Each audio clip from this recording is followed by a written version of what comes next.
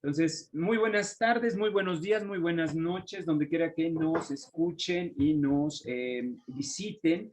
El día de hoy, pues tenemos la presentación en este seminario internacional de arqueología latinoamericana, en este ciclo de conferencias, el hueso trabajado en América y en la península ibérica. Y nos acompaña el maestro Etzel Robles Martínez, con un trabajo muy interesante en este sitio importante de San Luis Potosí. Creo que es el sitio más importante del estado de San Luis Potosí y es el sitio de Tamtoc.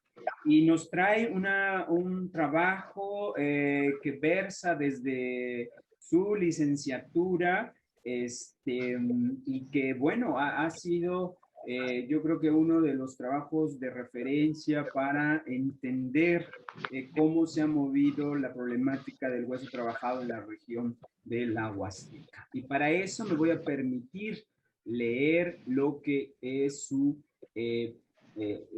breve currículum. Etzel Rafael Robles Martínez, pues tiene el grado de maestro en estudios mesoamericanos con la tesis en los márgenes de Mesoamérica, la industria ósea en tres asentamientos del Valle del Río Suchil, Zacatecas y Durango. Es titulado por la licenciatura en arqueología por parte de la Escuela Nacional de Antropología e Historia en México y la tesis fue La industria ósea de Tamtoc, San Luis Potosí. Pues ha tenido diferentes experiencias laborales. Una de ellas, pues, es la arqueozoología. Ha analizado restos faunísticos procedentes de los sitios Bajío, Pajones y Moctezuma del proyecto Valle del Río Suchil, Zacatecas y Durango. Ha analizado restos óseos en contextos coloniales procedentes de salvamentos, caso La Calle de Mayorazgo, Coyoacán, Ciudad de México. Ha sido arqueólogo también de campo en salvamentos arqueológicos de Azoducto, Tula, Villa de Reyes, en el estado de San Luis Potosí, Querétaro, Hidalgo y Guanajuato en este salvamento en el 2019. Y en últimas fechas, pues dentro de su labor de campo, ha participado en el proyecto PICSAC, que es Proyecto de Investigación, Conservación, Zona Arqueológica Tlatuani, Tlayacapan, realizando diversas actividades en este proyecto. Tiene varias publicaciones, dentro de las cuales destaca la última reciente, que es la de Morales, Mejía, Montserrat y Etzel sobre mamíferos, Etzel Robles, sobre mamíferos recuperados en el predio de Mayorazgo, perdón, de Nava Chávez, un libro que pues está en el tomo de Templo Mayor Tenochtitlan, estudios en honor a Eduardo Matos. Ha sido docente, ha dado cursos desde arqueología hasta materiales materiales orgánicos e inorgánicos en la Escuela Nacional de Antropología e Historia, y pues ha tenido diversas participaciones como ponente, ha sido profesor invitado en diferentes instituciones como la Escuela Nacional de Conservación y Restauración o como en la licenciatura de Biología allá en la UNAM. Bueno, con eso resumimos esta trayectoria de este joven arqueólogo y analista del hueso trabajado. Pues, ¿qué más que darle la palabra, Etzel? Puedes empezar a compartir tu presentación, y Ok, tienes micrófonos, y pues, adelante, y le damos los micrófonos al joven, el maestro Etzel.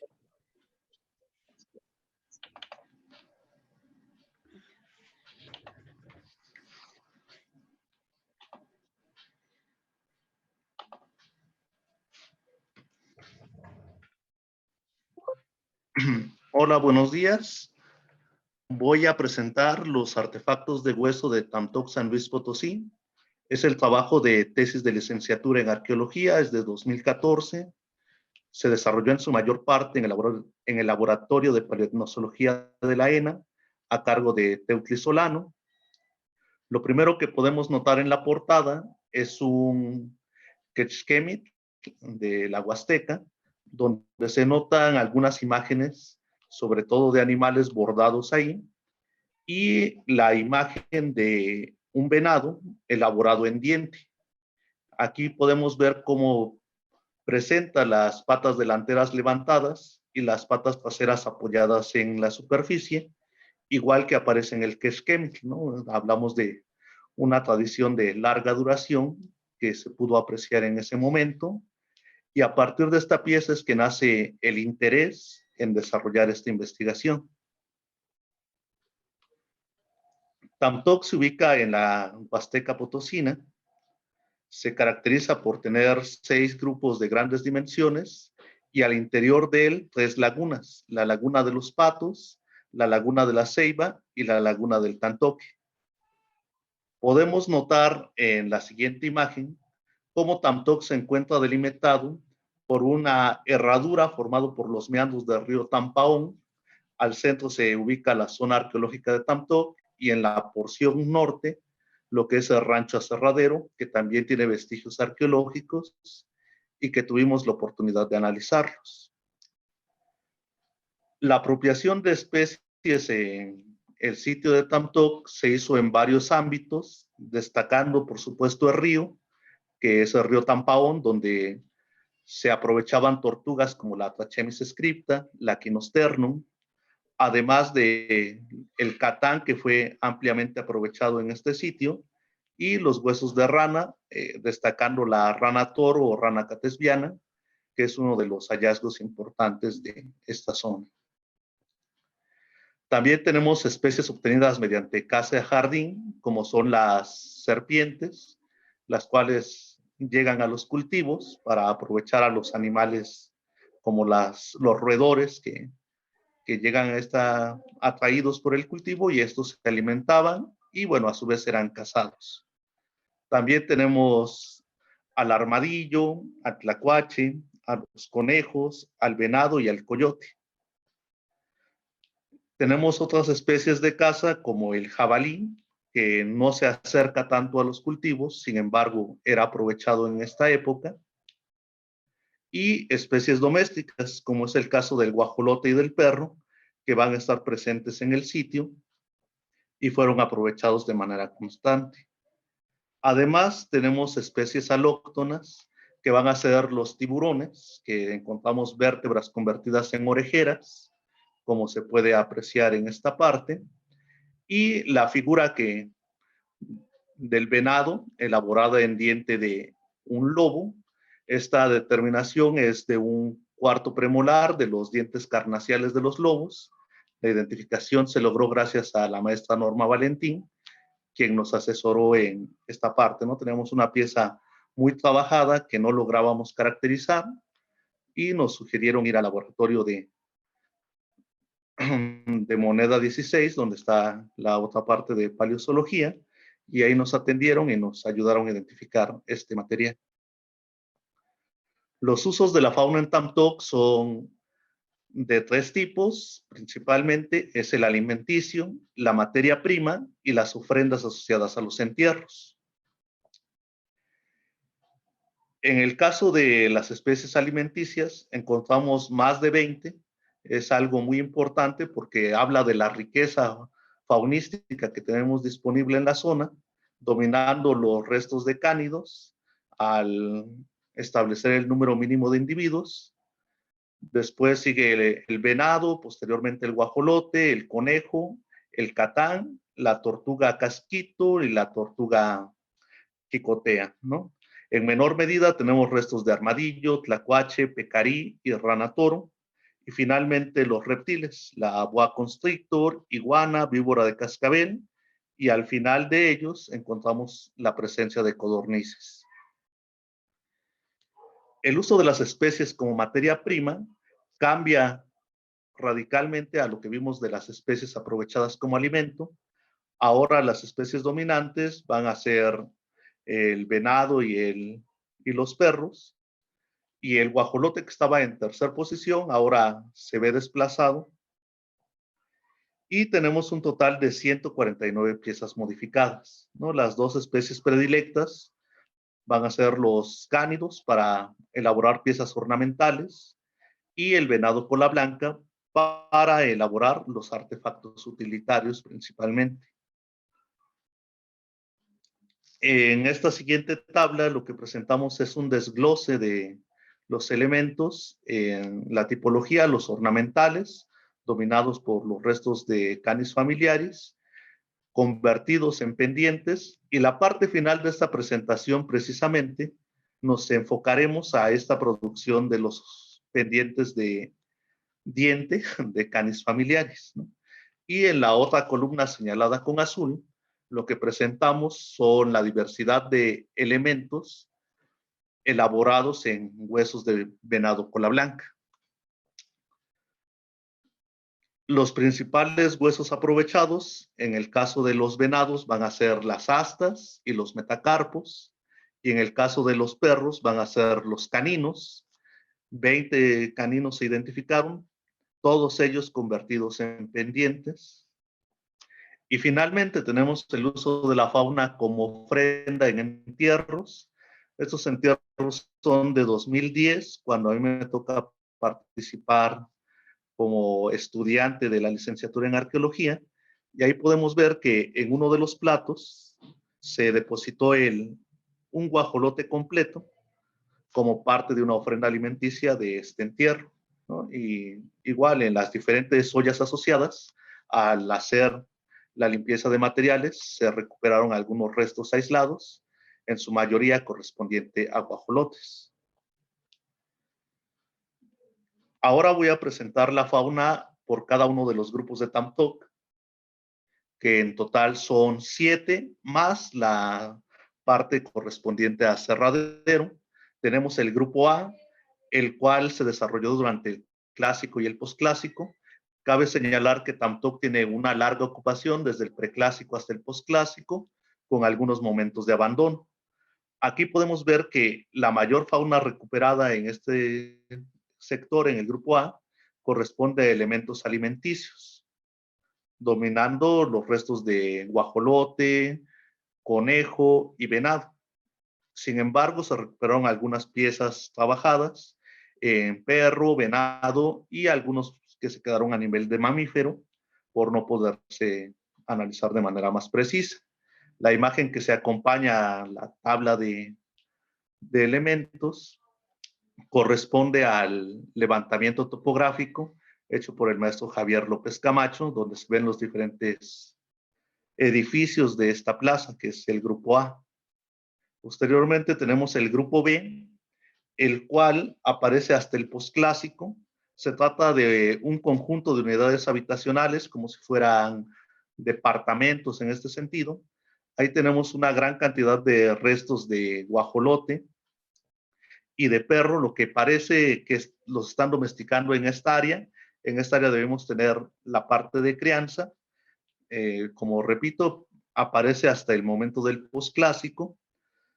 Tenemos cerca de 10 especies representadas, incluyendo catán, tortuga jicotea, guajolote, tlacuache, perro, pecarí y venado. Los materiales trabajados se hicieron en huesos de venado, de perro y de guajolote, y algunos quedaron solo a nivel de mamífero. Igualmente aparece el mapa topográfico del maestro Javier López Camacho. El grupo C es un grupo muy interesante debido a que tiene una larga ocupación. Se encuentran los manantiales de la parte de Tamtoc. Está el manantial donde se ubica la sacerdotisa, que es la que tenemos en la imagen principal. Pero también está el nacimiento correspondiente a megalitos. Ambos son una zona ocupada desde el preclásico, y encima de ellos está la parte de túmulos funerarios, que es la parte del posclásico, donde estaban depositando a diferentes individuos. seleccionados por cierta enfermedad que fue el JAWS, presente en los huesos y que pudo analizar la doctora Patricia Hernández. Aquí en este grupo es donde mayor cantidad de especies recuperamos, tanto en la parte alimenticia como en la parte de industria ósea. Tenemos artefactos en huesos humanos, en huesos de pecarí, de venado cola blanca. Aquí aparece la figurilla de venado hecha en lobo, bueno, en el diente de lobo. Hay algunos objetos de hechos en guajolote, otros más en tortuga. Destaca un recipiente hecho en el caparazón de tortuga y la orejera de la vértebra de tiburón.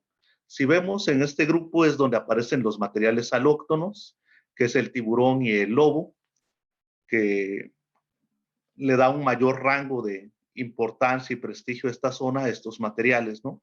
Y de hecho, pues la arquitectura en esta parte y las esculturas en arenisca también hablan de la relevancia de este sitio, así como su larga ocupación durante todo desde el preclásico hasta el posclásico tardío. Después tenemos del grupo D y E, no tenemos materiales, aparece el grupo F, que es del posclásico. Ahí el elemento más importante es el del gobernador. Hay algunos cuantos restos alimenticios y artefactos en huesos de perro y de venado. El grupo G también tiene ocupación del clásico y el posclásico. Se recuperó fauna alimenticia de tortuga, culebras, venado y conejo, además de huesos trabajados de pecarí, de Odocoileus virginianus y de guajolote. La estructura que se ve en el fondo corresponde al cubilete, que es la estructura principal de este grupo, y es una estructura escalonada de grandes dimensiones, que son las dos dimensiones que custodian al sitio de Tamtok, que es el cubilete y el tizate, y lo están rodeando de manera completa. Y finalmente tenemos Aserradero, que fue donde efectuamos las excavaciones de 2010 en las prácticas de arqueología. Y en este sitio tuvimos una gran cantidad de restos, tanto alimenticios como alimentario, como de industria ósea y de ofrenda. Este sitio además destaca porque se recuperaron en ellos 12 Jecacóscatl en contexto, cosa que no había ocurrido antes. Fueron hechos en Strombus gigas, pero además tenemos elementos elaborados en hueso de venado, de perro, de tlacuache y las ofrendas de una serpiente de cascabel y de un catán, así como de un guajolote en estos platos que ponían las fotos que correspondían a ofrendas alimenticias para los entierros. Bueno, el ciclo del hueso trabajado es breve en este esquema que presentamos. Incluye un proceso de obtención, el proceso de manufactura, su posterior consumo, un proceso de mantenimiento para rescatar algunas piezas o para transformarlas, el reciclamiento de pasar, por ejemplo, de punzones a agujas, de agujas a alfileres, y finalmente el desecho de los materiales. En la parte de desechos encontramos epífisis aserradas que presentan solamente un corte para seccionar alguna de las epífisis del resto de la diáfisis y obtener tubos que pueden ser aprovechados para obtener otros elementos. Tenemos matrices en las cuales se observan cortes solamente, pero a diferencia de los cortes que son para el descarne o la obtención de tendones o retiro de masas, son cortes profundos que van a seccionar el hueso para obtener otros elementos. Tenemos preformas donde ya aparte de los cortes tenemos desgastes que van dando alusión a qué forma final pueden tener nuestros materiales. Y en Tamtok algo muy importante es que la mayoría de los elementos de cánidos, como mencionábamos, eran parte ornamental. No en todos los sitios los elementos manufacturados en hueso corresponden a elementos ornamentales. En su mayoría son utilitarios en lo que nos ha tocado ver en la experiencia del análisis de algunos 6, 7 sitios que hemos tenido la fortuna de abordar. Aquí tenemos aplicaciones. Las 4 de los extremos corresponden a piezas dentales modificadas, la mayoría por corte y desgaste. Y tenemos en la parte central lo que corresponde a una aplicación hecha en una placa de Catán, la cual son de forma romboidal de manera natural, pero aquí sufrió cortes y desgastes para transformarse en una aplicación.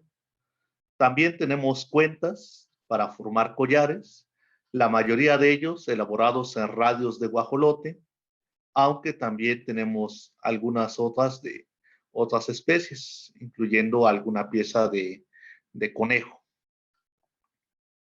Después presentamos las narigueras. Estas narigueras están elaboradas en astas de venado. Las dos fueron hechas mediante desgaste. Y tenemos orejeras, la que ya habíamos observado en vértebra de tiburón y una en un fémur de un cánido, la cual igual presenta una, aparte del corte y desgaste, el corte en los extremos, el desgaste en la superficie, un pulido muy abundante, mezcla de la huella de uso y la huella de manufactura, que la terminación como tal fue un pulido. Posteriormente tenemos los elementos más significativos de Tamtoc, que son estos pendientes en diente de cánido. En el caso de la pieza 18 y 21 corresponden a piezas dentales de Canis familiaris, pero la pieza 20 corresponde a una pieza dental de lobo, ¿no? Es un canino inferior que también nos ayudó a identificar la maestra Norma Valentín. Y en estos que ya están terminados, lo que podemos notar son una serie de líneas y de puntos. Estas líneas y puntos nos recuerdan el sistema numérico que se ocupa en área maya. También recordemos que la parte de la Huasteca está vinculado a la cultura maya. Se separaron en algún momento, según la glotocronología, entre hace 1000 y 2000 años, pero pudieron haber principios, por ejemplo, del uso numérico que ya hayan compartido y hayan conservado, en este caso, los habitantes de Tamtoc. De ahí tenemos los dientes de pecarí. Igual son colmillos trabajados mediante desgaste y perforación y eran para estar sujetos, ¿no? En el caso de la figura 22, presenta una fractura posterior a su uso. Lo mismo que la pieza 15, bueno, esta aparece completa y era una pieza suspendida, ¿no? También tenemos pendientes en mandíbulas, son mandíbulas de cánidos. Eso lo sabemos gracias a que la pieza 1 corresponde a una pieza en proceso de manufactura, la cual se fracturó en algún momento y la cara que no presentamos aún presenta restos de alvéolos.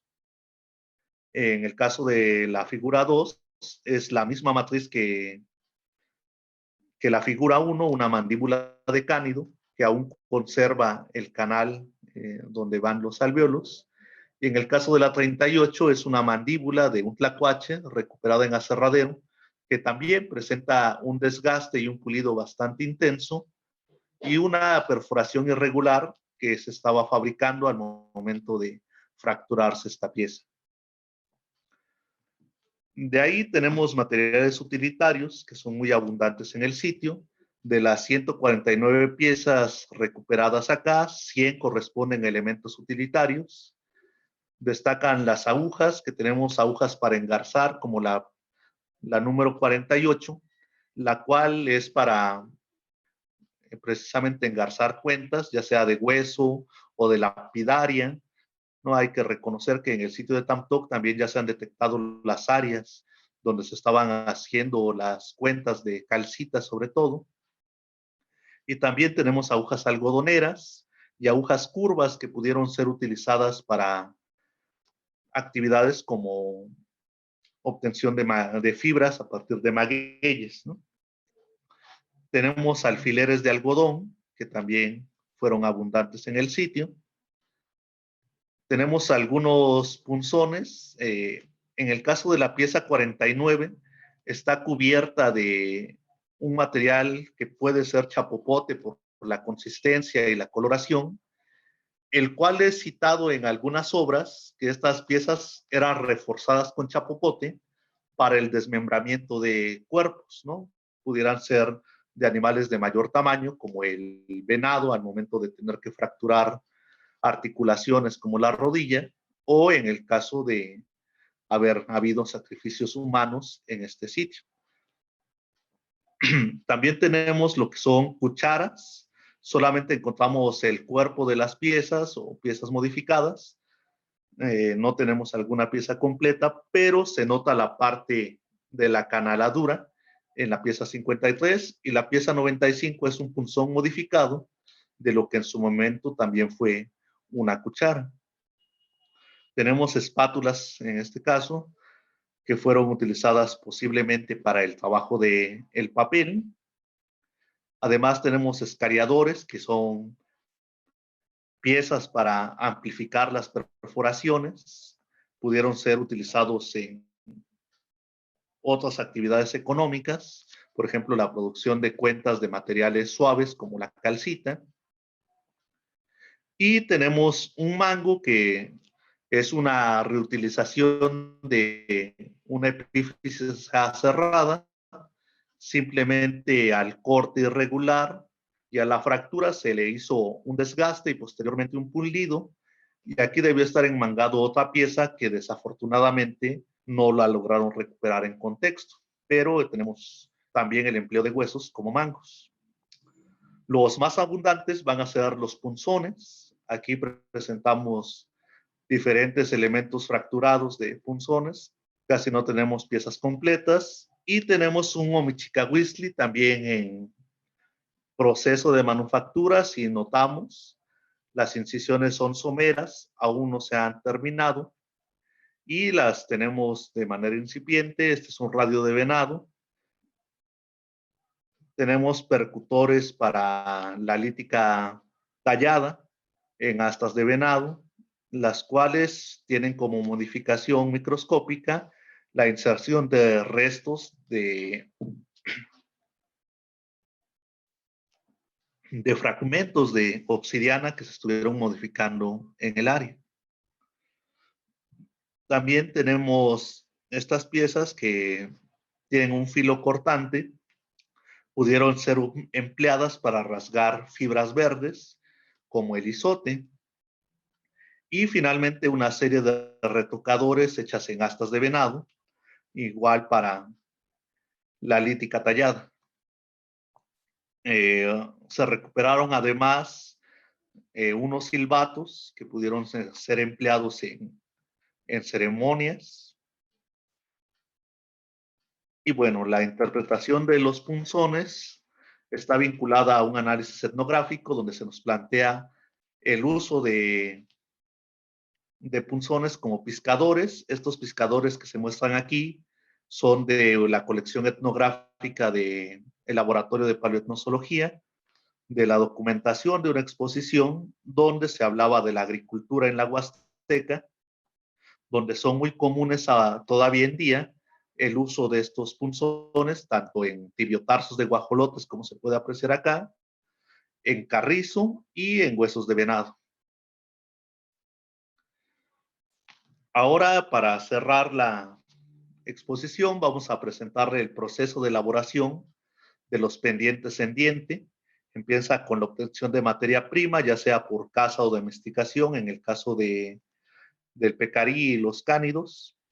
Luego la extracción de piezas dentales mediante hervido. El proceso de manufactura continúa con la perforación. Desde la perforación, nuestros materiales ya son viables de ser empleados como pendientes. Sin embargo, no acaba acá. Sigue la supresión de la raíz, que puede ser por corte o desgaste. Después un desgaste de la pieza para hacerla más delgada, ya sea mediante desgaste o mediante un corte de acanalado.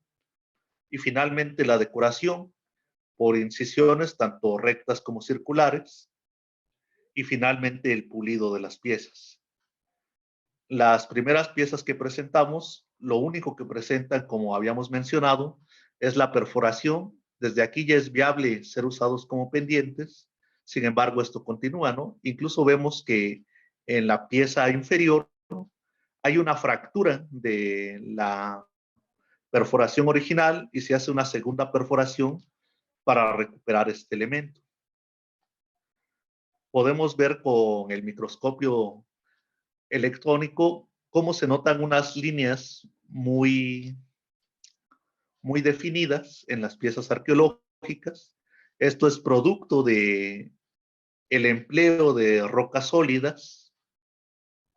En los experimentos tuvimos el empleo de perforadores de obsidiana y perforadores de pedernal, los cuales dejaban las líneas muy marcadas, y en el caso de los abrasivos como las arenas y la ceniza volcánica, estas perforaciones no contaban con estas líneas. Entonces, en un primer momento, nuestro acercamiento solo se limitaba al uso de perforadores sólidos, pero Gil nos llevó con el doctor Adrián Velázquez, quien usa la técnica del microscopio electrónico de barrido, y ahí pudimos observar a mayor detalle las bandas generadas por nuestros perforadores. Aquí tenemos las piezas experimentales y las piezas arqueológicas, donde notamos bandas de 1.72 a 1.9 micras, con las que coinciden las piezas arqueológicas, por lo que pudimos establecer que las perforaciones en pendientes se estuvieron empleando perforadores sólidos de pedernal. Posteriormente a la perforación continúa la eliminación de la raíz. Esta eliminación de la raíz permite una comunicación de la parte proximal del diente con la perforación, lo cual permite suspenderlo de una manera distinta. Quizás esta es la intención de esta modificación, modificar el ángulo en que se suspenden las piezas. Aquí podemos notar que la eliminación se hizo mediante corte en ambas piezas. Nuevamente son líneas muy definidas. Lo hicimos en el microscopio digital empleando riolita, pedernal y obsidiana para notar las diferencias. Sin embargo, solamente sabíamos que era con alguna lasca cortante. Sin embargo, son muy semejantes la riolita, la pedernal y la obsidiana en microscopía de bajas amplificaciones. Recurrimos al empleo del microscopio electrónico de barrido, nuevamente con el doctor Adrián Velázquez, y notamos bandas de 3 micras y líneas de 0.72 micras. Estas corresponden nuevamente al pedernal, entonces, además de perforadores de pedernal para la perforación, ahora tenemos lascas de pedernal empleadas en los cortes. Después del corte, los pendientes tienen una etapa de desgaste, el cual sirve para adelgazar las paredes, aplicado tanto a los dientes de pecarí como a los dientes de cánido. En el microscopio de bajas amplificaciones o electrónico, digital de bajas amplificaciones, notamos los desgastes muy marcados en ambas piezas. Notamos en el caso de la raíz del diente de cánido la dirección en la que fueron elaborados, y en el caso del diente de pecarí no se nota esta dirección, solamente se ve el brillo en la dentina. Otra vez hicimos el experimento con riolita, pedernal y obsidiana y no notamos grandes diferencias, ¿no? Se notan los desgastes y las líneas en que la dirección en que se desgastaron. En el caso del basalto, el desgaste también modificaba la superficie, la iba desintegrando. La andesita no tenía huellas muy claras. Las riolitas no dejan líneas tan marcadas. La caliza, más que dejarnos un desgaste, nos dejó un brillo. Y la arenisca nos dejaba, desde este momento, ver que había líneas muy marcadas. Entonces, nuestro candidato para esto era la arenisca. Fuimos al microscopio electrónico de barrido. Ahí detectamos bandas promedio de 10 micras, entre mínimas de 4 y máximas de 20, pero en promedio eran de 10, y coincidieron con las arqueológicas correspondiendo a areniscas. Entonces, nuestros desgastes pudimos establecer que en el caso de los dientes eran efectuados con arenisca. Y finalmente un pulido. El pulido le da este brillo a nuestras piezas arqueológicas, el cual se conserva pese a los procesos tafonómicos que sufren las piezas. Se puede notar acá cómo se le da un acabado cristalino a estas piezas. Estas son nuestras piezas arqueológicas. Hicimos nuestra experimentación con pedernal. Aquí tenemos a 2 aumentos y a 4 aumentos. Con polvo de obsidiana también se hizo el ejercicio. Y recurrimos finalmente al microscopio electrónico de barrido, donde vemos bandas de 3 micras en la parte experimental y líneas finas. Y lo mismo recuperamos en la pieza arqueológica, bandas de 3 micras y líneas finas en diferentes direcciones. Finalmente tenemos la decoración de las piezas que le había presentado, las cuales presentan numeraciones de líneas y puntos hechas a través de pequeñas perforaciones e incisiones o incisiones circulares y lineales, las cuales con el microscopio se nota que se puede caracterizar las incisiones efectuadas. Se hizo nuevamente experimentación con pedernal y obsidiana, viendo que son muy semejantes en el microscopio digital, tanto las circulares como las lineales, pero nos apoyamos en el microscopio electrónico de barrido. Entonces, en resumen, el proceso de pendiente-descendiente empieza con la perforación, continúa con la eliminación de la raíz y con el desgaste que cambia la manera de sujetarse, y finalmente viene la parte con decoración, ¿no? Tenemos todo este proceso elaborado. La mayoría de las piezas viene del conjunto C. Y finalmente tenemos esta pieza. Esta no es de Tamtoc, es de Chacpet. La excavó Víctor Hugo Valdovinos. Está muy cercano al sitio de Tamtoc en la parte costera. Y continúa esta tradición, ¿no?, de hacer las perforaciones y los desgastes. Este collar pertenece a una niña que se denominó la Niña Roja, la cual fue enterrada con este collar de 52 piezas dentales, que probablemente corresponden a 13 individuos, a 13 perros, porque por las medidas corresponden a dientes de perro, pero son 13 individuos con sus 4 piezas dentales, las 2 superiores y las 2 inferiores probablemente, más los 52 nos está dando una implicación numérica desde este momento. Las consideraciones finales del sitio de Tamtoc es que el estudio de la fauna permite conocer más aspectos de esta sociedad, como son las estrategias y áreas de obtención, como vimos las especies de río, las especies de casa-jardín. El uso de las especies se presentaron en diferentes contextos, que no importó la temporalidad desde el preclásico hasta el posclásico, fueron muy recurrentes los artefactos de hueso. Aún existen líneas de investigación en la relación hombre-fauna en Tamtoc que pueden seguir siendo desarrolladas.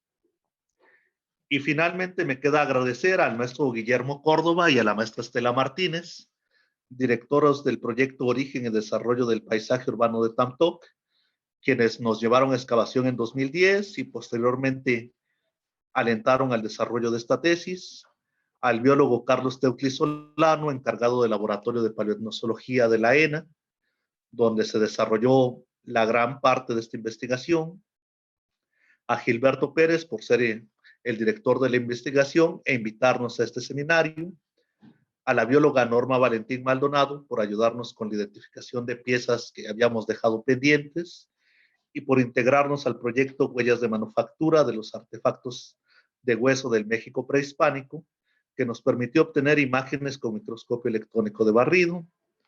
Y por supuesto al doctor Adrián Velázquez por orientarnos en el área de experimentación y evaluación de los rasgos observados en las diferentes micrografías. Y bueno, esto es todo. Gracias. Pues antes que nada, Etzel, pues al nombre de toda esta sala y de las personas que nos siguen, pues te damos un caluroso y sonido de aplausos y gracias por estar poniendo los iconos de aplausos. Muchas gracias, Etzel. Y pues hay muchas comentarios y preguntas alrededor de esto. Ya sabes que aquí en este espacio, pues nuestros invitados y nuestros amigos siempre tienen comentarios por hacer. Voy a dar el siguiente orden. Primero le daré la palabra al doctor Adrián Velázquez. Posteriormente le daré la palabra a la doctora Patricia Hernández para su intervención. Después a el doctor Bernardo Rodríguez en ese orden. Y pues los invitamos a, si tienen preguntas, dudas, comentarios, pues podemos abrir los micrófonos. La maestra Norma Valentín, pues tiene por ahí una junta de sindicato y nos abandonó ahorita ya, ya no la tenemos aquí presente, pero te manda felicitaciones, Etzel, pues vamos con el doctor Adrián Velázquez. Adelante, doctor. Muchas gracias, Gilberto. Felicidades, Etzel. Fue una presentación muy interesante y es interesante. Gracias. Entonces ya la conocía, pero es interesante volverla a ver, sobre todo que seguimos trabajando sobre Tamtoc, ¿no? Y bueno, yo lo que quiero es básicamente comentar varios aspectos, comparando la industria del hueso que tú presentaste ahorita con lo que hasta ahorita sabemos sobre las conchas, ¿sí? Es muy interesante, me llama mucho la atención, por ejemplo, que tus elementos de fauna foránea estén apareciendo en el grupo C. ¿Sí? El grupo C sabemos que tiene una importancia, una gran importancia ritual desde el formativo, ¿no? Es de las partes más antiguas de la ciudad donde está la caja de agua, ¿sí? Esa ofrenda es del formativo y ahí, bueno, se detectó precisamente un abandono muy importante después del periodo clásico hasta el posclásico, ¿no? Sin embargo, bueno, ahí aparecen los elementos foráneos. En el caso de las conchas, por ejemplo, nosotros lo que tenemos es una enorme utilización de los recursos locales también, sobre todo los bivalvos de agua dulce que se pueden colectar en el río Tampaón y en los ríos vecinos, digamos, que son varias especies de estas almejas nacaradas, que en un principio, bueno, muy probablemente las usen como alimento, pero las están utilizando aparentemente más bien como algún tipo de instrumento de trabajo cuyo uso específico no conocemos bien, quizás como una especie de raidera, digamos. Pero ya desde el periodo formativo están empezando en la caja de agua, lo acabamos de corroborar, algunas especies marinas del Atlántico. Sin embargo, es en el posclásico en donde tenemos el boom ya de la importación de una gran cantidad de especies marinas, fundamentalmente de la costa del Golfo de México y del Pacífico, que es cuando tenemos el Spondylus princeps, que tenemos más de 500 elementos de Spondylus princeps. Y aquí también es interesante, hay más inclusive en el contexto de rancho aserradero que tú presentaste, que es un contexto residencial de élite, y esto es una de las cosas que sin duda lo está marcando. Hay incluso más que en todos los grupos de la zona nuclear de Tamtoc. Yo lo que te quisiera ya muy en concreto preguntar es, en ese sentido, ¿tú cómo ves la fauna? Esta fauna que tú estás encontrando foránea, ¿a qué temporalidad pertenece? Bueno, la fauna foránea está asociado a túmulos funerarios que, si no me equivoco, todos corresponden a el posclásico. Ya. Así es, entonces tienes en los contextos del posclásico, que sí, es cuando efectivamente estamos viendo que se están importando muchas cosas, es cuando Emiliano Melgar también pues detecta que aparentemente la lapidaria que se estaba haciendo desde el formativo y que seguía haciéndose durante el clásico, aparentemente se hace ya como en muy pocas cantidades estas cuentas y pendientes de calcita, ¿no? Y lo que están apareciendo son objetos importados de cuarcitas y de jadeitas que son de la zona maya y que además parece que se están importando los objetos terminados, ¿no? Ya no se están haciendo en Tamtoc, por lo menos en grandes cantidades, a diferencia de la concha. En la concha sí tenemos las evidencias de la producción durante el Postclásico. Las evidencias de producción están dispersas en bueno, en todos los grupos de Tamtoc, de hecho. Y en Rancho Aserradero. Y en ese sentido, ¿tú lograste detectar algún área particular donde se están manufacturando los objetos de hueso? Solo en el caso de los pendientes de diente, que son los que presentamos, que igual la mayoría corresponde a la parte del grupo C. Sin embargo, son de las excavaciones de Guillermo Aúja y no contamos con toda la información de contexto. En algunas sabemos que vienen asociados a la caja de agua, pero de otros no logramos correlacionar sus etiquetas con las áreas que se excavaron. Entonces ahí sí desconocemos en qué parte del grupo C está esta elaboración de los artefactos en diente, ¿no? Que son los que tenemos toda la secuencia. Muy bien, pues muy interesante esta plática. Lástima que no está Guillermo Córdoba, porque pues ahorita lo que se tiene dentro del proyecto Tamtoc es la excavación de esto que se haya denominado el conjunto habitacional del noroeste. Así que es un elemento, bueno, es una estructura arquitectónica del clásico muy interesante y en donde tenemos muchas evidencias de producción, al menos de concha y creo que también de lapidaria. De hueso sería muy interesante valorarlo también, fíjate, precisamente en el grupo C, pero para el periodo clásico. Y bueno, es lo que ahorita esperemos que en este año se pueda seguir excavando, quizás ya se termine, ojalá, de excavar este conjunto habitacional del noroeste.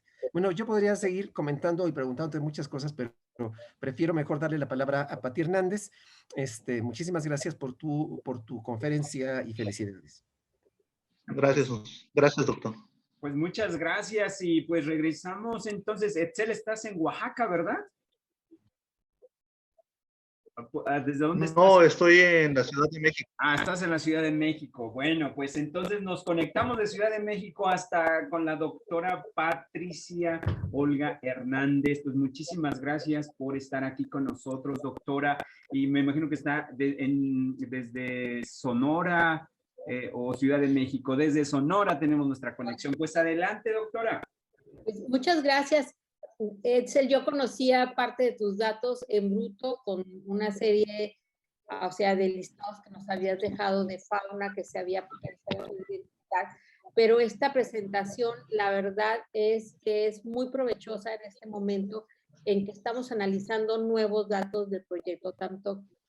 En algún momento, cuando empezamos el proyecto, pensábamos que la zona funeraria de la Noria era en realidad un lugar para seres especiales que, como tú dijiste, pues estaban, o sea, determinados por ciertas marcas de enfermedad, pero después de 10 años y de estar analizando un montón de cosas, lo que hasta ahorita vamos es que ese conjunto funerario concentra el poder político de Tamtoc y está evidenciado por la presencia de individuos que por modificaciones, prácticas culturales, modificaciones corporales, no son de ahí, no son locales. Y hace poco recibimos los primeros resultados bioquímicos y nos están dando datos todavía más interesantes. Algunos de ellos, estos individuos proceden de la costa. O sea no nacieron allí en Tamtoc, nacieron en un lugar en donde la dieta era preferentemente marina.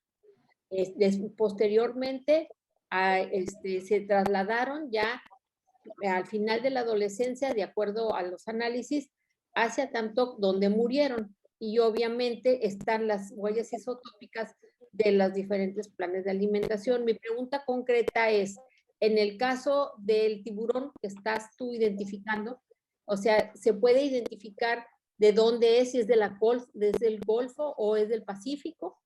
Porque para nosotros es crucial saber. La otra cosa es, estos individuos que analizamos tienen durante la niñez un alto consumo de proteína animal, pero que proceden de faunas de agua dulce, fauna de agua dulce, ¿no?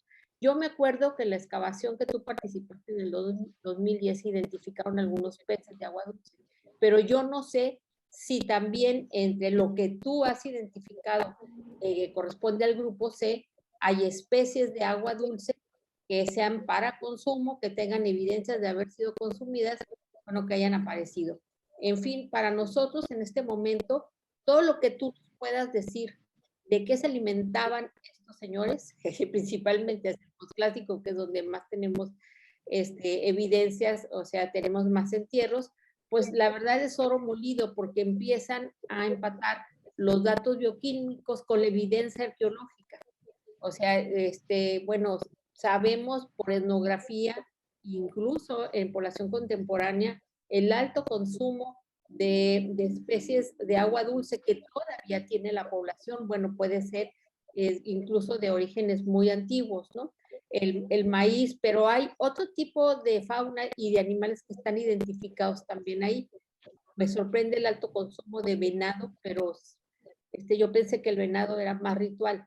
El guajolote lo pudiera considerar más doméstico, pero en fin, ¿qué me puedes decir entonces del tiburón, de las especies de agua dulce, de lo que nosotros pudiéramos amarrar para soportar el análisis bioquímico de estos individuos? Ya sabemos que no son de ahí, que no nacieron allí y se murieron en tanto.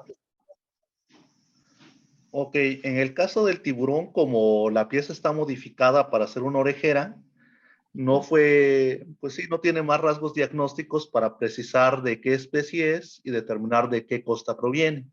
Sin embargo, si se somete a análisis de ADN, posiblemente aún haya partículas que nos permitan identificar de manera más precisa, pues con un estudio más fino, ¿no?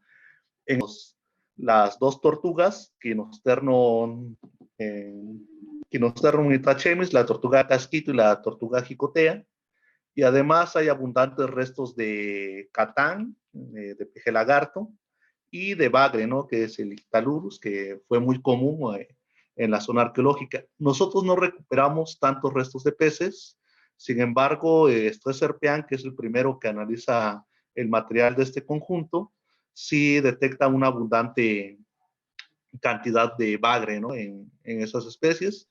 Nosotros tuvimos muy poca representación, sin embargo, sí está presente en la zona. En el caso de los guajolotes y los perros, creemos que su consumo abundante también depende de la domesticación que se estaba efectuando posiblemente en el grupo B.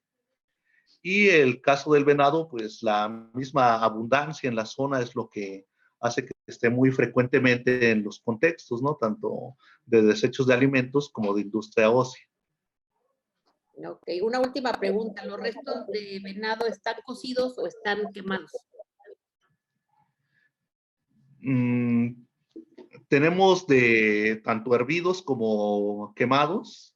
Sin embargo, el porcentaje de hervidos es mayor al de quemados hasta el momento del conteo. Perfecto. Pues muchas gracias, Edsel. Bueno, ya publicaste. De nada, doctora, gracias. Además de tu tesis, ¿dónde podemos consultar todo lo que tú has interpretado de todo este material? Tenemos un artículo pendiente con Gil y Estela que debió salir en el segundo tomo de Tamtoc que no ha podido salir. Estamos viendo si sale con Gil en alguna de las revistas que tiene la Universidad de San Luis y sería la forma de proyectarlo, porque sí, ya el escrito está desde hace un rato, precisamente de la parte alimenticia, pero no hemos tenido la oportunidad de que vea la luz ese escrito. Ok, muchísimas gracias, Edsel. Gracias, Gil. Pues muchas gracias, doctora. doctora Pati. Pues vamos ahora a regresar a la Ciudad de México con el doctor Bernardo Rodríguez, quien tiene comentarios y preguntas. Adelante, Bernardo. Hola, ¿qué tal? ¿Qué tal a todos? ¿Qué tal, Edsel? Me da gusto saludarte después de tantos años. Bueno, yo, lejos de preguntarte, quiero felicitarte porque es un trabajo muy fuerte el que has realizado. Ese trabajo de dientes y de verlos modificados de esta manera llaman mucho la atención. Son técnicas que hasta se podrían presumir que son muy especializadas, que hablarían de un alto grado de dificultad por quienes los diseñan de esta manera. Y solamente lo único que me queda decirte es felicitarte por este trabajo, es muy, muy bueno, ¿sí? Y además también hacer mención de que precisamente como en las otras imágenes que pasan, vimos el collar Palomino, y pues Bernardo, se nos está perdiendo el audio. ¿Puedes acercarte un poquito más al micrófono? Gracias. ok, hay algunos problemas. Decía yo que las últimas imágenes que pasó el CEN, veíamos precisamente el collar de niña de estos de dientes de cánidos, los cuales son muy interesantes. Inclusive Víctor Baldomino nos lo llevó ahí al laboratorio. Habíamos quedado de trabajarlo para sacar de él algunas medidas dentales para poder determinar de qué tipo de animales estábamos hablando, si eran solamente colmillos de perros o si estaba incluido algún tipo o algún coyote, por ejemplo, pero son dientes muy uniformes. Estábamos en ese proceso cuando se vino lo de la pandemia y ya no pudimos avanzar más, pero es un collar bastante interesante, ¿no? En el sentido del trabajo que se hace con él, ¿no? Yo en lo particular considero que es un trabajo que se le puede exprimir todavía mucho. Todos estos materiales que tienes, que presentaste, desde lo que son los huesos de otras variedades de venado, de hueso trabajado y demás, se les puede sacar todavía mucho más. Y yo te invitaría a que te acercaras a los especialistas en cuestiones de cada uno de los grupos. Ayer precisamente le platicaba yo a un alumno en una de las sesiones que la única vez que tuve oportunidad de cruzar palabra con el maestro Oscar Polaco, me decía él que era muy importante empezar a conformar grupos de investigación arqueológica especializados en cada uno de los grupos de vertebrados. Y yo creo que sí valdría la pena que trataras de indagar un poquito más acerca del uso diferencial de todos y cada uno de los elementos que tienes en tanto. Son muy interesantes. Te felicito por el trabajo. Es un trabajo muy fuerte, ¿sí? Pero altamente satisfactorio. Muchas felicidades. Etzel, Bueno, ¿algún comentario? Adelante. muchas gracias, Bernardo. De hecho, cuando Víctor Valdovinos nos lleva el collar ahí al laboratorio de Teutli, que era donde estábamos, fue la sugerencia, ¿no? De que los buscara a ustedes, a Raúl a Raúl Valadez y a usted, para que sí, precisamente como están más especializados en los cánidos, pudieran obtener mayor cantidad de datos, ¿no? Porque le digo, bueno, nosotros aquí en el laboratorio de Teutli, solamente con lo que tenemos y contamos, podemos llegar a que son cánidos, pero precisamente si hubiera, no sé, coyotes o algún otro cánido ahí presente, no lo íbamos a poder detectar tan fácilmente, ¿no? Entonces fue la sugerencia con Víctor y bueno, ya con Víctor nos perdimos el contacto hace un par de años y qué bueno que sí se acercó con ustedes y puedan obtener mayor cantidad de datos. Sí, sí, sí tenemos el collarcito todavía. Está muy bien resguardado porque no es cualquier cosa, ¿eh? Sí, sí, sí. El contexto es bastante relevante. También la niña ahí con cubierta de cinabrio estaba muy impactante. Sí, así es. Bueno, muchas felicidades, Excel. Gracias. Muchas gracias. Y pues vamos ahora a regresar de nuevo a la Ciudad de México, pero en otro lado de la Ciudad de México con nuestra querida amiga Lucero, con Erika Lucero. Pues adelante, Erika. Hola, buenos días a todos. Bueno, buenas tardes ya. Etzel, muchas felicidades por tu investigación, está padrísima.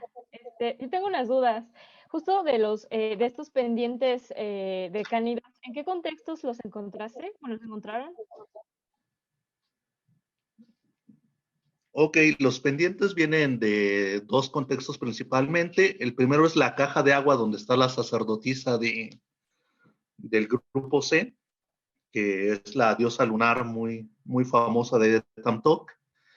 Los recupera Guillermo Aguja y el dato que tenemos es que era una ofrenda asociada a la caja de agua y algunos otros vienen de los entierros de De la parte de túmulos funerarios, también del grupo C, y de la estructura C2 o C3 provienen algunos de los artefactos en proceso de manufactura de estos pendientes de diente.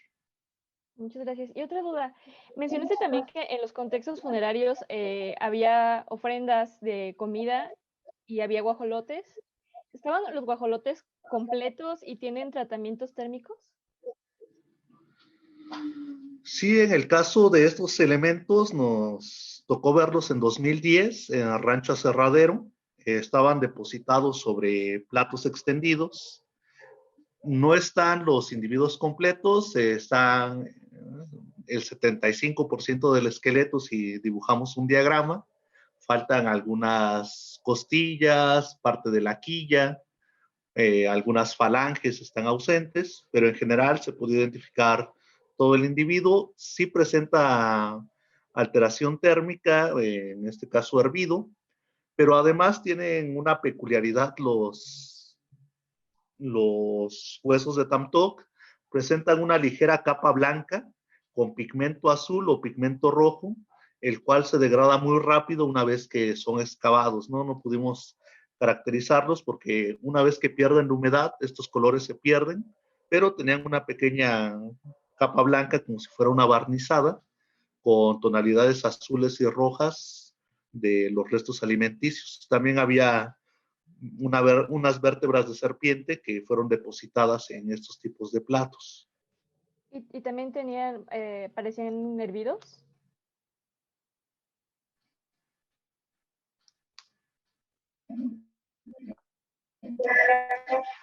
Que si tenía servidos los... Las En vértebras. cuanto a la técnica que ocupábamos,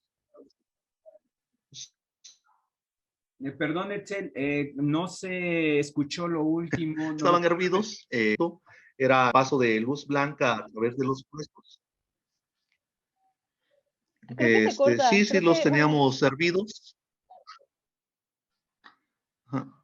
Sí, la evaluación de la cocción fue a través del paso de luz blanca en los huesos, ¿no? Porque aumentan las trabéculas y al aumentarse la separación de las trabéculas permite este paso de luz, no importa el grosor de los materiales.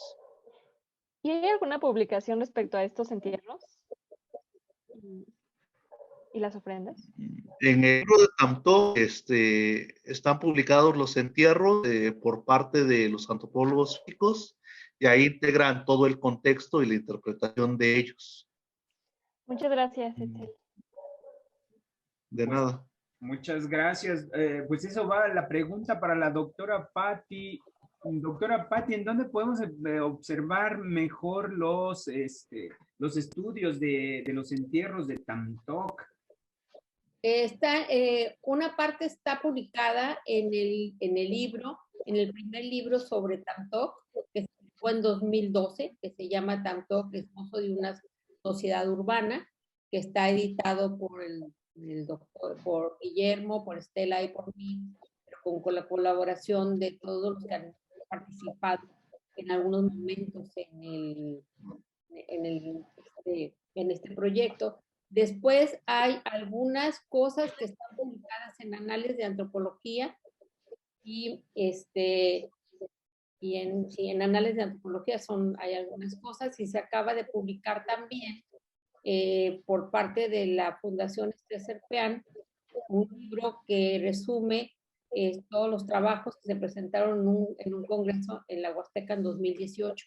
Este libro acaba de salir y ahí están los trabajos de todo el equipo actual de Tamtoc, que está Normita, está Adrián, Estela, Memo y la que está hablando, ¿no?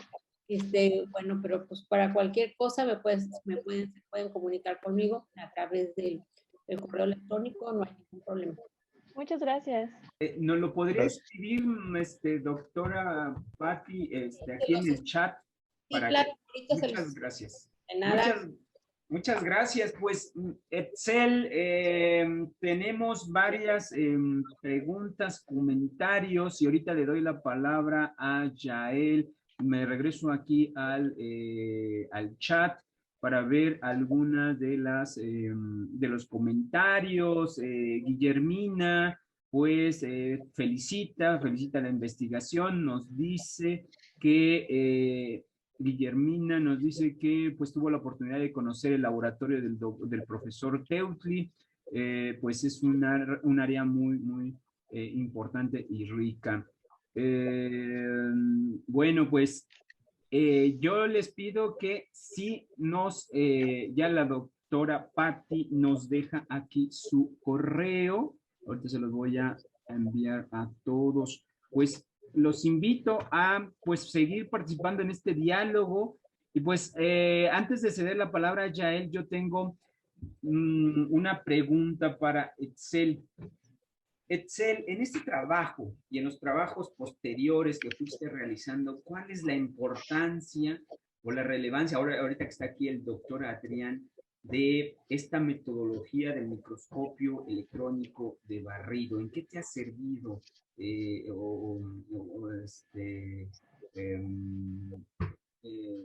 Porque no, el público no sabe aquí, pero se los comento. También Etzel ha hecho sobre huellas de manufactura y huellas de uso en otros artefactos. ¿Qué te ha servido esta metodología que se ha desarrollado en el proyecto de técnicas de manufactura de los objetos de concha del México prehispánico?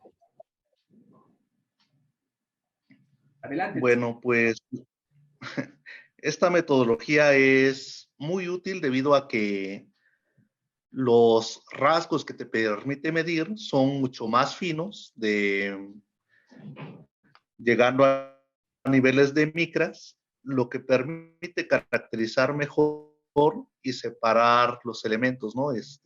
Como veíamos en el proceso de manufactura de los pendientes, solamente en el microscopio digital podíamos saber que eran hechos con materiales duros en el caso de las perforaciones y no con abrasivos, pero no podíamos saber más.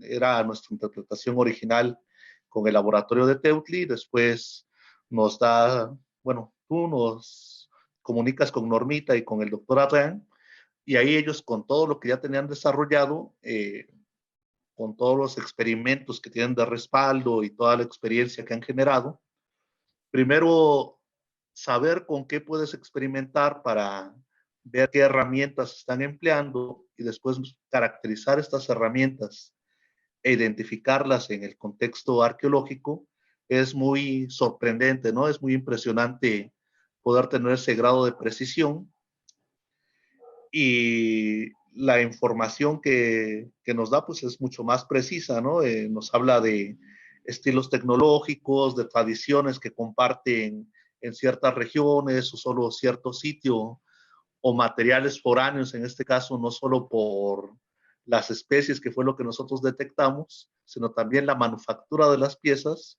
pudiera ser de orden foráneo. En ese momento yo no tenía esa visión como tal.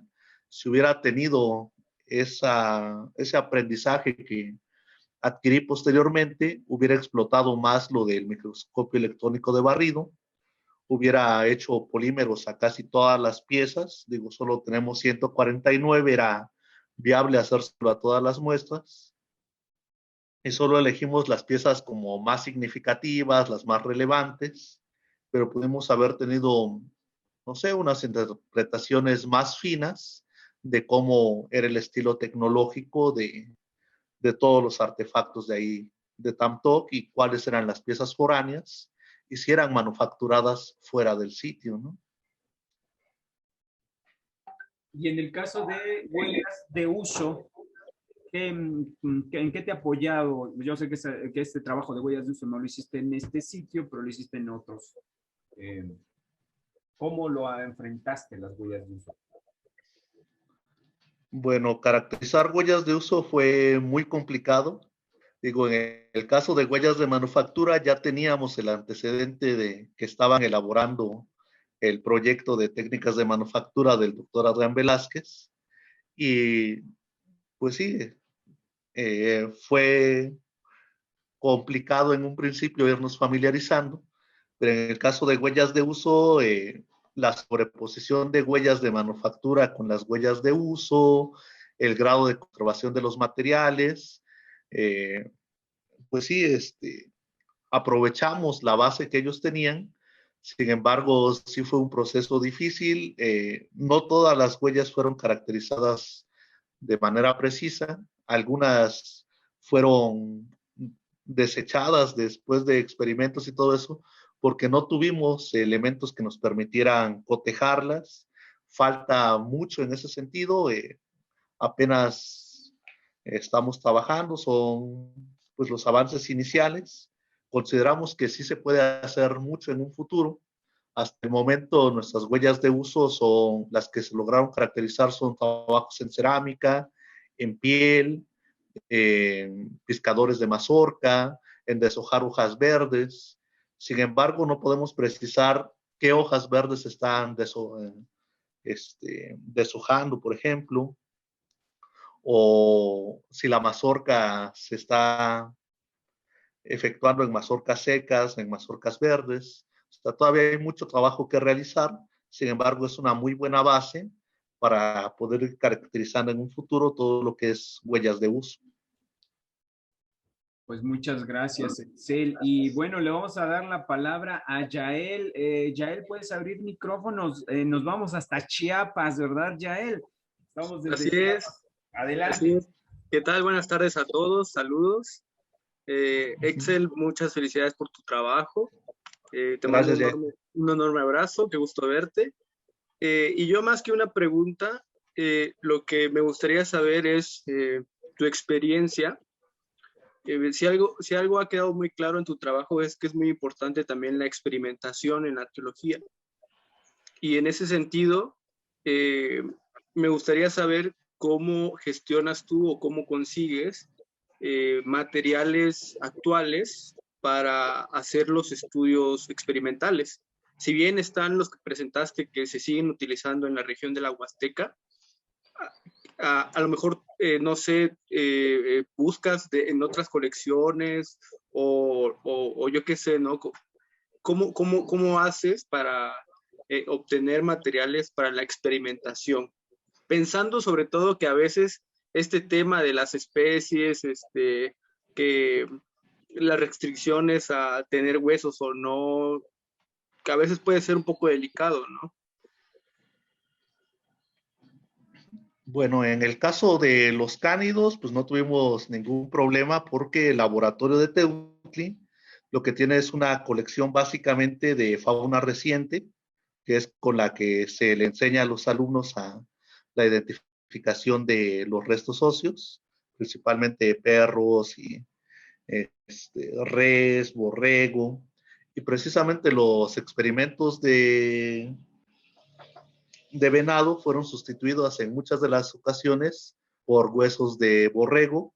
Sí se emplearon algunos de los huesos de venado que tenía el laboratorio de Teutli, pero fueron los menos, ¿no? La mayoría de nuestros experimentos se unificaron de manera que se ocupara la misma especie, en este caso de borrego, de los obtenidos de barbacoa principalmente que adquiría Teutli, entonces eran metacarpos de borrego, y lo que sí era unificar este criterio para solamente diferenciar las huellas de manufactura, ¿no? Los diferentes cortes y todo eso se fueron estandarizando, pero sí se evitó el uso de fauna silvestre, ¿no? Precisamente por la restricción que hay para obtener esos restos, ¿no? Que debe ser un biólogo con los permisos para la recolección de estos elementos.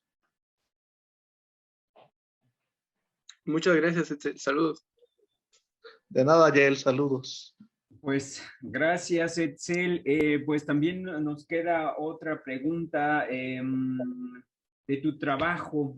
En el caso de los dientes, hay toda una industria ahí detrás de estos dientes. Este diente que de hecho está en el cartel que mandamos, es una pieza de las mejores trabajadas. Yo creo que no hay otra pieza mejor representativa en el diente, que podría ser esta. ¿Por qué llegas a la conclusión de que eso se trata de primero, ¿Por qué se trata de un venado y no de otro organismo? Y segundo, ¿por qué crees que hayan utilizado este dentario de cánido? Y aparte, ¿en qué contexto se encontró? Ok, la pieza primero proviene de igual el grupo C, es correspondiente a la caja de agua. La identificación biológica, ahí nos ayudó la maestra Norma Valentín, quien nos señaló cuál era la parte de la dentina, cuál era la parte del esmalte que todavía se conservaba, y por comparación con la colección de referencia que poseen en el Laboratorio de Moneda 16, de la Subdirección de Laboratorios de Apoyo Académico, fue que pudimos determinar de qué pieza se trataba. Todo fue con la ayuda de la maestra. Y la suposición de que es una figurilla de venado o fue una figurilla de venado en su momento, tiene que ver con esa comparación etnográfica que presentábamos al principio, de cómo se representa todavía en los bordados de los quexquemitl que usan las mujeres de la Huasteca, que son las dos patas delanteras levantadas y las patas traseras pues apoyadas en el suelo, además de la estilización del cuerpo, ¿no? La parte correspondiente al vientre y las patas son muy elongadas, cosa que no se presenta en otras especies de cuadrúpedos, ¿no? El pecarino tiene esas dimensiones, los cánidos pudieran por ahí presentarlas, sin embargo, estas son un poco más elongadas, como más estilizadas, ¿no? El porte que tiene el individuo. Gracias, Etzel. Y la otra pregunta que también tenía aquí reservada es huesos humanos. ¿Qué hacen huesos humanos ahí trabajados? Y por qué están ahí a diferencia de que tienes pues una materia prima muy amplia, como vieron, venados, guajolotes, cánidos, y otras especies de vida, digamos, acuáticas, ¿no? ¿Por qué tenemos por qué están los humanos? Adelante. Bueno, en el caso de los huesos humanos,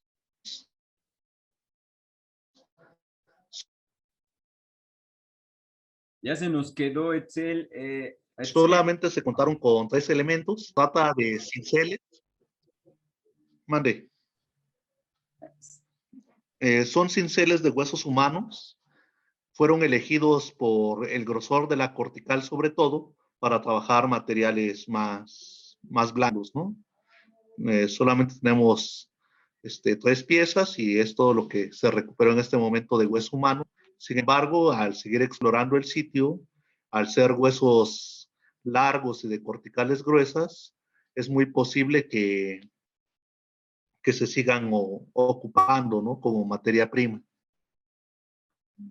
¿Y cómo identificar entre una colección? Bueno, aquí la mayoría de los que están en esta conexión o los que nos van a seguir, pues se enfrentan a las colecciones arqueozoológicas. ¿Cómo identificar entre huesos humanos modificados con restos de fauna modificados? ¿Cuál es la clave, Etzel? A ver, cuéntanos. Bueno, en nuestro caso ha sido de vital ayuda el tener elementos de referencia en los laboratorios y sobre todo el tener piezas de grandes dimensiones en cuanto a largo, piezas rectas, largas y de corticales gruesas, ¿no? Los animales, por ejemplo, el venado sí llega a tener huesos largos y rectos, pero la cortical no llega a ser tan gruesa como en el humano. Además, en la parte interna, normalmente se observan unos pequeños puntos, los cuales son parte de las trabéculas humanas que, al ser de mayores dimensiones, se logran observar de manera más precisa. Y la alteración del periósteo en en la cara externa del hueso, también es más frecuente en el hueso humano que en los huesos animales, ¿no? Entonces, estos 5 criterios nos permiten sospechar que posiblemente se tratan de huesos humanos. Muy bien, pues Etzel, yo creo que estamos llegando al final de del día de hoy, de esta sesión, a menos de que tengamos alguna pregunta que nos quieran hacer de manera directa. La pregunta obligada es, ¿qué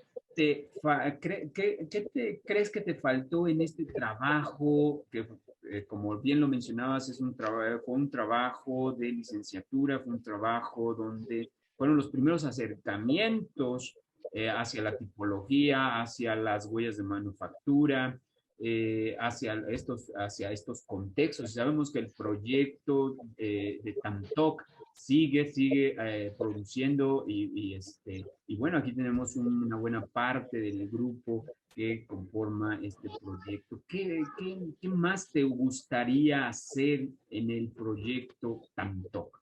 Cuéntanos, Etzel. ¿Qué te faltó y qué te gustaría? Bueno, pues respecto a qué me faltó, como mencionaba, la parte de explotar más el microscopio electrónico de barrido para huellas de uso y huellas de manufactura hubiera sido algo muy enriquecedor para el trabajo. En cuanto a qué me gustaría, Tamtoc todavía tiene muchas líneas por desarrollar, ¿no? El caso de la presencia y el aprovechamiento de las diferentes especies de manera más detallada nos permite responder diferentes preguntas en mi examen de licenciatura. La maestra Estela en algún momento me preguntó, bueno, es muy frecuente la representación de monos en la cerámica de Tamtoc, en estas vasijas tipo efigie. ¿Por qué no los tenemos en contexto, no? Entonces, ir respondiendo preguntas como esta muy particulares, creo que aún se puede hacer con el material de Tamtoc. Hay mucho por investigar. Por ejemplo, lo que hace Normita Valentín de el aprovechamiento de la taxidermia, el uso de pieles de diferentes especies, es algo que pudiéramos evaluar si se estuvo empleando o no en Tamtoc.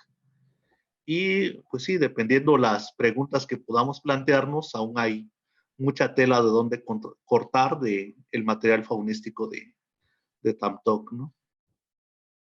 Y esta otra pregunta que siempre hacemos es, aparte de los textos que ya mencionaste, ¿dónde podemos consultar tu tesis? La tesis de licenciatura, ¿nos puedes dejar algún correo, algún dato adicional donde podamos bajar la tesis de licenciatura? Creo que estaba en el blog de arqueología que tenías. No sé si todavía sigue vigente el blog y los enlaces. Y si no, pues proporciono mi correo, porque ahorita el único lugar es la biblioteca de la ENA, que por el momento, por la pandemia, sigue cerrada.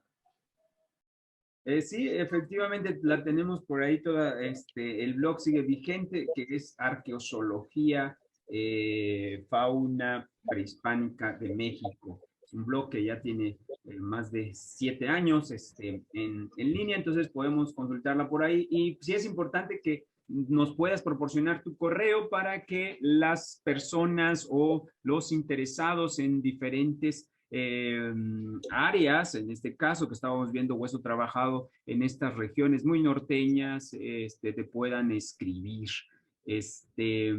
Y bueno, a ver, ya, muchas gracias, Etzel, ya lo tenemos aquí. Y el posgrado, ¿cómo andamos, Etzel? ¿Qué esperamos en el posgrado? ¿Un doctorado? Sí, sí, todavía no sé. ¿Hueso trabajado también? Es lo que todavía ando viendo, de conseguir materiales para precisamente generar el proyecto de doctorado.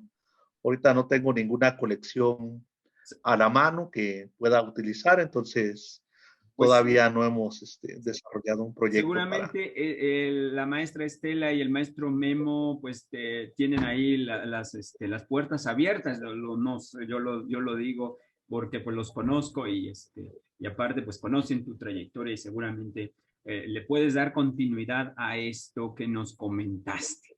Bueno, pues, ¿qué más nos queda más que darte nuevamente las gracias y en el sonido de aplausos para cerrar este día de hoy contigo y pues agradecerles a todos nuestros invitados, amigos que pudieron conectarse en esta su sala y en este su evento que es el ciclo de el hueso trabajado en América y la península ibérica y que contigo damos cierre el día de hoy.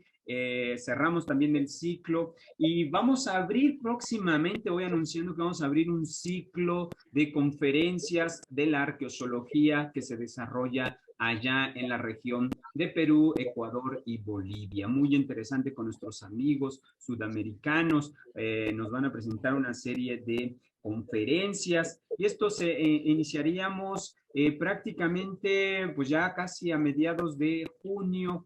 Iniciaríamos este ciclo, otro ciclo de conferencias, otro bloque de conferencias y más adelante vamos a realizar un ciclo de conferencias entre lo que es la antropología física y la arqueozoología. Cómo estas dos disciplinas se han desarrollado en nuestro país, pero cómo al enfrentarse con colecciones óseas, cómo lo hacen y en qué estudios especializados se van derivando estas dos disciplinas hermanas incluso. Pero con diferentes ópticas, han desarrollado técnicas como lo que son las paleodietas, las paleopatologías, en sus diferentes problemáticas. Entonces, pues bueno, espérenos nuestras siguientes invitaciones y nuestros siguientes diálogos, y por ahí también vamos a tener el diálogo conversando con el doctor Raúl Valadez Azúa, que nos va a hablar sobre la importancia de los estudios genéticos para entender la domesticación de los cánidos y cómo existen ciertas tendencias, incluso propuestas teóricas del desarrollo de la domesticación del perro, en América. Entonces, por ahí síganos en nuestras diferentes plataformas y nuestros diferentes medios de comunicación. Y bueno, pues yo me despido. Muy buenas tardes, muy buenas noches y muy buenas para todos y provecho. Y si están desayunando, pues provecho o cenando. Nos vemos en la próxima. Gracias. Hasta luego.